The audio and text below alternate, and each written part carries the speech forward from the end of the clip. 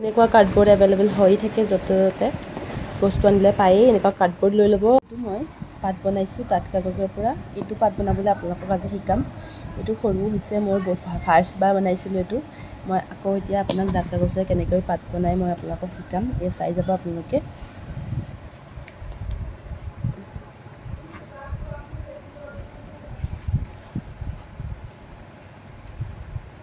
চ' first এখন এনেকৈ দীঘলীয়াকৈ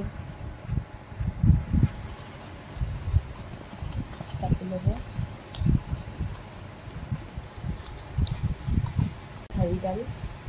ঠাৰিডালৰ কাৰণে আপোনালোকে এনেকৈ দুভাঁজ কৰি ল'ব। দুভাঁজ কৰি কিয় ল'ব দিছোঁ, এতিয়া মজবুত হ'ব। এতিয়া এইটো আঠা দিম, এইটো আঠা দি ফেব্ৰিকৰ আঠা দি এইটো আৰু ঠাৰিডাল অকণমান আৰু মিহি কৰি দিব।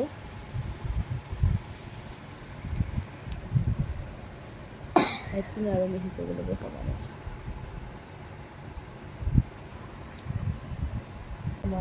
আঠা দিম এনেকৈ।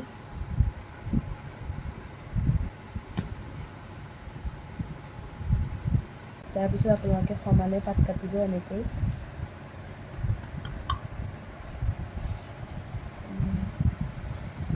পাতৰ জোখটো অলপ মিহি মিহিকৈ ল'ম আমি।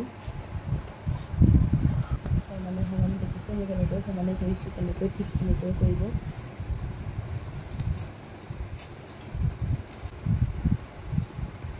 এণ্ড দেন চখিলা হ'ব এয়া। তাৰপিছত সমানে ফাৰ্ষ্ট দীঘলকৈ বনাম আমি। চ' তাৰ বাবে আমি ফাৰ্ষ্টত ইয়াৰ পৰা আচলা কোনটো চাইডে এৰাইছে চাব। ইয়াৰ পৰা এনেকৈ ধুনীয়াকৈ এৰুৱাই দিব পাতৰ বাবে। লৈ এনেকৈ দুটা ভাঁজ দিব। দুটা ভাঁজ দি আকৌ দুটা ভাঁজ দিব। আমি কাটিব লাগিব এনেকৈ।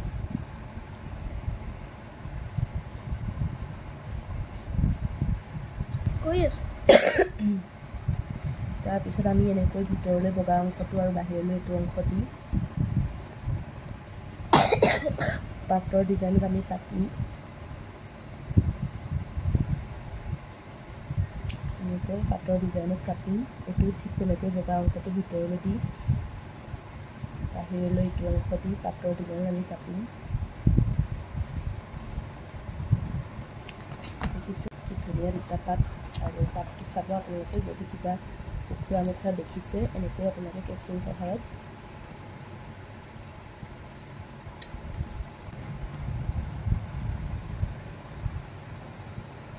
ফাৰ্ষ্ট আপোনালোকে এইটো পাত এনেকৈ জইন দিব পাৰিব। তাৰ বাবে আমি ফাৰ্ষ্ট আঠা ল'ম। এতিয়া আঠা লৈ আমি ফাৰ্ষ্ট এই দুটা জইন দিম এনেকৈ আঠাটো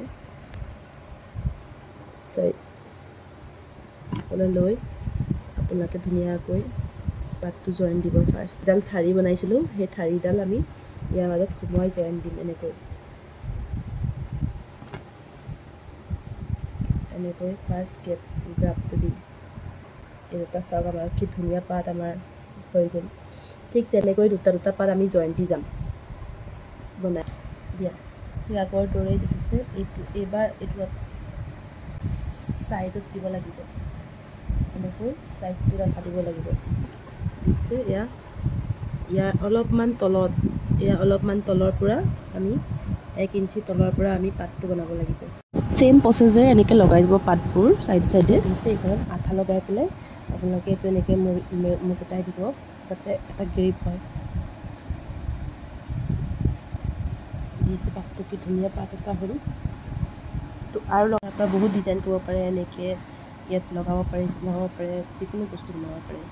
কালাৰ কৰিব পাৰে, এইটোত গ্ৰীণ কালাৰ কৰিব পাৰে। বাট মোৰ এইটো বেলেগকৈ ভাল লাগিছে, চ' এনেকৈ ৰাখিছোঁ মই। এইটো ডেক'ৰেশ্যনটো চাওক, ইয়াত লগাই থৈছোঁ। এইকেইটা কৰি দিব আৰু শ্বেয়াৰ কৰি দিব সকলোৰে লগত। এইটো কালাৰ কৰিলেও ভাল লাগিব আৰু কালাৰ নকৰাকৈও এনেকৈও খুব ভাল লাগিছে। চ' থেংক ইউ।